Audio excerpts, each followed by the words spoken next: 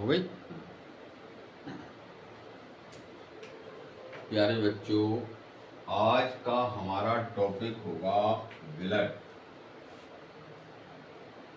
आज हम पढ़ने वाले हैं ब्लड और ब्लड से रिलेटेड क्वेश्चंस। तो स्टार्ट करते हैं कि ब्लड, सबसे पहले तो ब्लड होता क्या है। तो ब्लड एक प्रकार का कनेक्टिव टिश्यू है जो हमारे शरीर में पदार्थों को एक स्थान से दूसरे स्थान तक लाने ले जाने का कार्य करता है। इसलिए इसको ब्लड एक ट्रांसपोर्ट का भी काम करता है। ट्रांसपोर्ट का काम कैसे करता है? जैसे मान लीजिए हमने किसी पदार्थ को लिया, कैल्शियम ही मान लो, कैल्शियम युक्त भोजन हमने लिया और कैल्शियम वाले भोजन को स्टार्ट कहाँ से करेंगे? माउथ से। माउथ में आया भोजन, माउथ के बाद कहाँ जाएगा? माउथ के बाद जाएगा स्टोमक में, स्टोमक के बाद जाएगा स्मॉल इंटेस्टाइन में,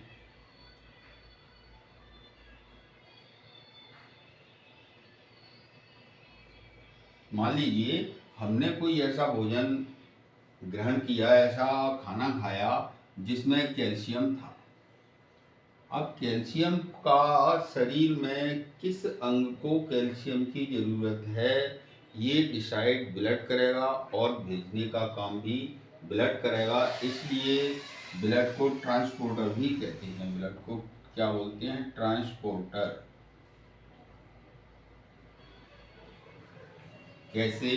क्योंकि देखिए, माउथ में आया खाना पहले, माउथ के बाद स्टोमक में आया, स्टोमक के बाद स्मॉल इंटेस्टाइन में आया, स्मॉल इंटेस्टाइन में भोजन का पूरी तरह पाचन हो जाता है। उसके बाद किस पोषक तत्व को कहाँ जाना है, ये रिस्पॉन्सिबिलिटी ब्लड की है भेजने की और ये डिसाइड करने की।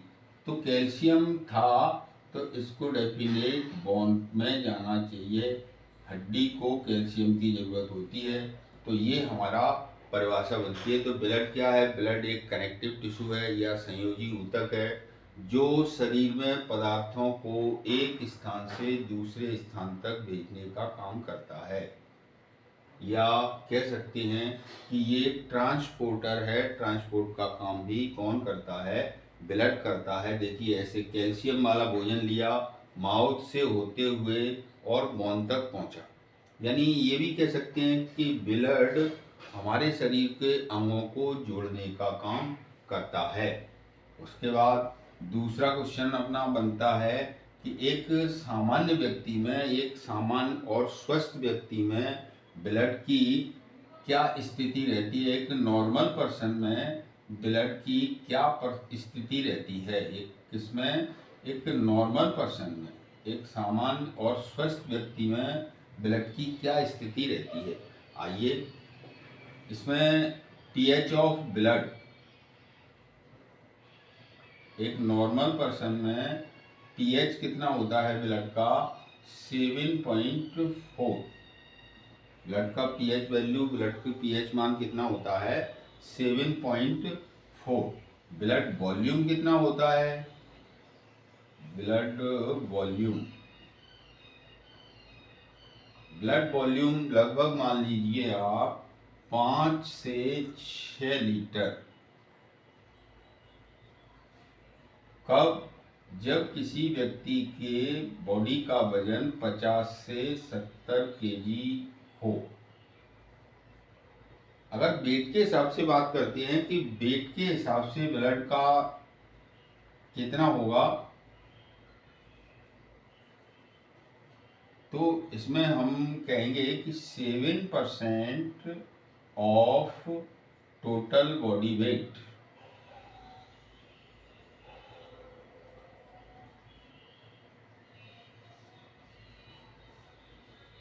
यहाँ तक आपको समझ आया? देखिए, ब्लड क्या होता है? ब्लड एक प्रकार का कनेक्टिव टिश्यू है जो हमारे शरीर में पदार्थों को एक स्थान से दूसरे स्थान तक भेजने का काम करता है। इसलिए इसको ट्रांसपोर्टर भी कहते हैं। दूसरा, एक नॉर्मल पर्सन में ब्लड की स्थिति क्या रहती है, इसका पीएच वैल्यू रहती है 7.4, ब्लड वॉल्यूम रहता है 5 से 6 लीटर, लेकिन व्यक्ति का वजन 50 से 70 किलो के बीच में होना चाहिए। अगर वेट वाली बात करते हैं तो ये 7% ऑफ टोटल बॉडी वेट। मान लीजिए किसी व्यक्ति का वजन 100 kg है, तो इस हिसाब से इसका ब्लड कितना होगा, 7 लीटर। तो मतलब हम कह सकते हैं कि 7% ऑफ टोटल बॉडी वेट। उसके बाद हम ये जो ब्लड की स्टडी कर रहे हैं, इस पूरी स्टडी को क्या कहते हैं या किसके अंतर्गत हम ये ब्लड की स्टडी करते हैं, तो ब्लड की स्टडी को बोलते हैं हीमेटोलॉजी।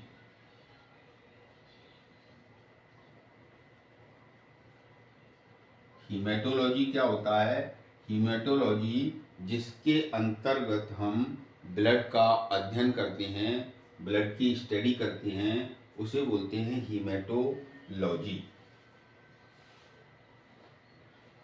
उसके बाद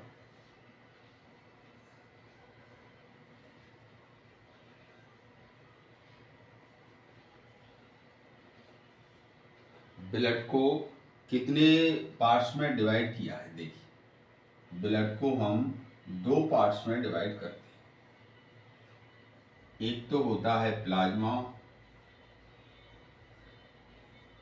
जो हमारे बॉडी का या टोटल ब्लड का 55% भाग होता है प्लाज्मा। कैसा होता है, ये लिक्विड होता है और हल्के पीले रंग का होता है। इसमें कंपोजिशन इसका क्या रहता है प्लाज्मा का, यानी प्लाज्मा किन किन पदार्थों से मिलकर बना होता है। प्लाज्मा के अंदर होता क्या है, प्लाज्मा के अंदर देखिए, सबसे पहले जल होता है 92%, यानी प्लाज्मा का बहुत बड़ा हिस्सा जल होता है, प्लाज्मा का बहुत ज़्यादा हिस्सा पानी से बना होता है। इसलिए हर व्यक्ति को 24 घंटे के अंदर कम से कम 4 से 6 लीटर पानी पीना चाहिए। दूसरा होता है प्लाज्मा प्रोटीन। दूसरा इसके कंपोजिशन में क्या आ रहा है, प्लाज्मा प्रोटीन। प्लाज्मा प्रोटीन देखिए 4 प्रकार की होती है। पहली एल्ब्यूमिन, दूसरी ग्लोबुलिन, तीसरी प्रोथ्रोम्बिन,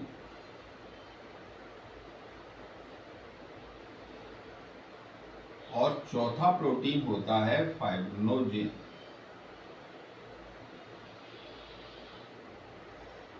अब बात आती है, चलिए ठीक है, प्लाज्मा का ब्लड में टोटल कितना परसेंट, 55% भाग प्लाज्मा का होता है। प्लाज्मा कैसा होता है, लिक्विड अवस्था में होता है, हल्के पीले रंग का होता है।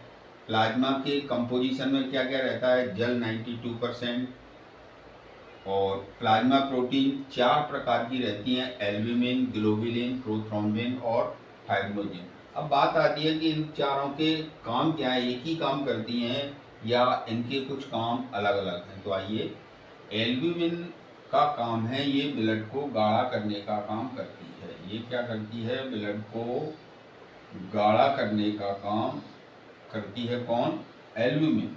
ग्लोबुलिन क्या करती है, ये हमारी बॉडी को इम्यूनिटी प्रदान करती है, यानी ये हमारे शरीर को प्रतिरोधक क्षमता प्रदान करती है। प्रोथ्रोम्बिन और फाइब्रिनोजेन ये दोनों प्रोटीन मिलाकर के ब्लड क्लॉटिंग में हेल्प करती हैं। ये दोनों प्रोटीन क्या करती हैं, ये ब्लड क्लॉटिंग में हेल्प करती हैं। फिर से देखिए, ब्लड का 55% भाग प्लाज्मा का होता है, जो कि लिक्विड अवस्था में होता है, हल्के पीले रंग का होता है। इसके कंपोजिशन में जल इसमें होता है 92%, और प्लाज्मा प्रोटीन होते हैं 4: एल्ब्यूमिन, ग्लोबुलिन, प्रोथ्रोम्बिन और फाइब्रिनोजेन। एल्ब्यूमिन का काम होता है ब्लड को गाढ़ा करना, ग्लोबुलिन का काम होता है इम्यूनिटी प्रदान करना, प्रोथ्रोम्बिन और फाइब्रिनोजेन प्रोटीन का काम है ब्लड को क्लॉट करना यानी रक्त का थक्का जमने में हेल्प करना। उसके बाद 1% में आता है, ये 7% होती है प्रोटीन। कितनी होती है? 7। जल होता है 92%, प्रोटीन होती है 7%। 1% में आता है मिनरल्स, सॉल्ट, हार्मोन और ग्लूकोज। ऐसे मिला के 92 + 7 + 1 यानी 100% हो गया। उसके बाद देखिए प्लाज्मा का काम क्या रहता है। ये प्लाज्मा हमारे ब्लड के अंदर जो है, जिसका 55% पार्ट्स ब्लड का जो प्लाज्मा का बना हुआ है, इसका काम क्या है आइए।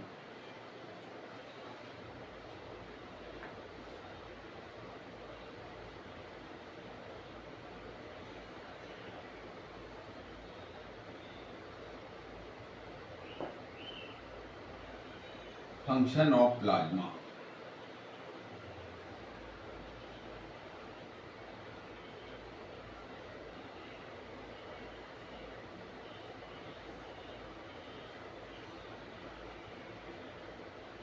फंक्शन ऑफ प्लाज्मा में देखिए इसका सबसे पहले काम क्या होता है। ये ब्लड को तरलता प्रदान करती है, यानी खून को पतला बनाने का काम किसका है? ये खून को पतला बनाने का काम है प्लाज्मा का। दूसरा, ब्लड को क्लॉट करने का काम भी प्लाज्मा के द्वारा ही होता है। ब्लड को क्लॉट कैसे करती है ये? क्योंकि इसी के अंदर प्रोथ्रोम्बिन और फाइब्रिनोजेन दोनों प्रोटीन हैं।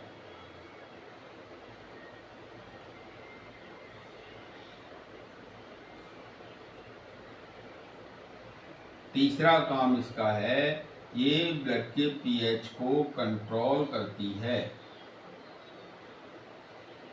चौथा काम इसका है, ये शरीर के टेम्परेचर को भी कंट्रोल करती है।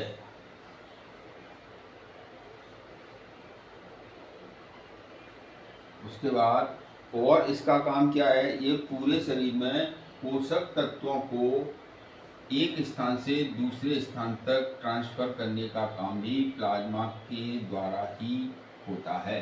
उसके बाद हमने देख रहे थे अभी कि ब्लड के 2 पार्ट्स थे। एक तो था प्लाज्मा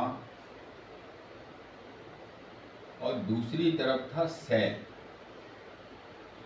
या इसको बोल सकते हैं कॉर्पस स्कल्स। सेल्स माने कोशिका, कॉर्पस स्कल्स मतलब रोधेराणु। ये हमारे और भी इसके प्रकार रहते हैं, जैसे आरबीसी, डब्ल्यूबीसी, प्लेटलेट,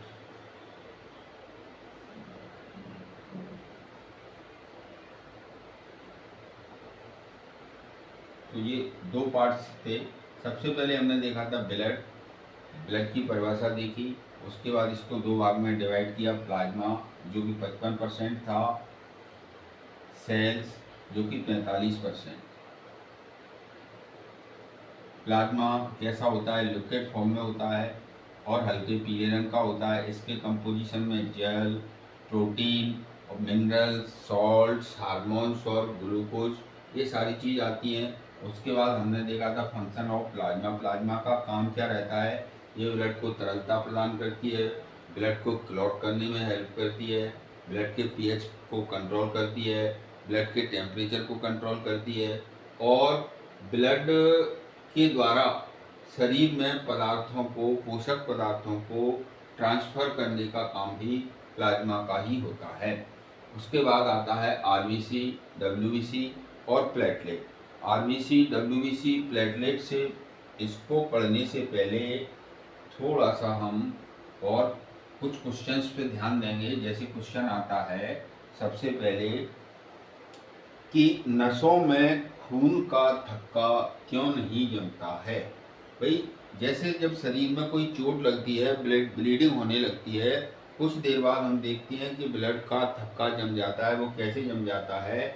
जैसे ही चोट लगती है ब्लड निकलना, ब्लड बहना शुरू हो जाता है। उसके बाद फाइब्रिनोजेन और प्रोथ्रोम्बिन प्लेटलेट्स ये आकर एक धागे जैसी रचनाएं होती हैं इन प्रोटीन की, ये आकर एक जाल जैसा बना लेती हैं।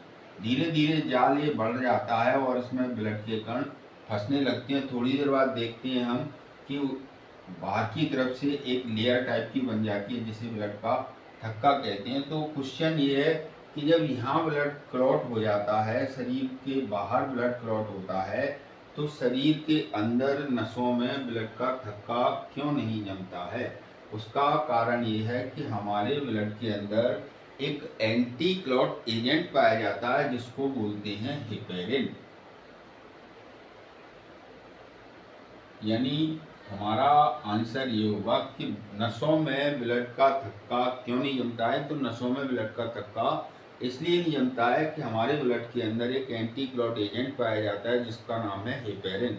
उसकी वजह से ब्लड का थक्का नसों के अंदर नहीं जमता है, नसों के अंदर ब्लड नहीं जमता है। दूसरा क्वेश्चन, ये हेपेरिन बनता कहाँ है, होता कहाँ है? ये हेपेरिन होता तो ब्लड में है, लेकिन ये बनता कहाँ है? ये बनता है लीवर में। हेपेरिन कहाँ बनता है?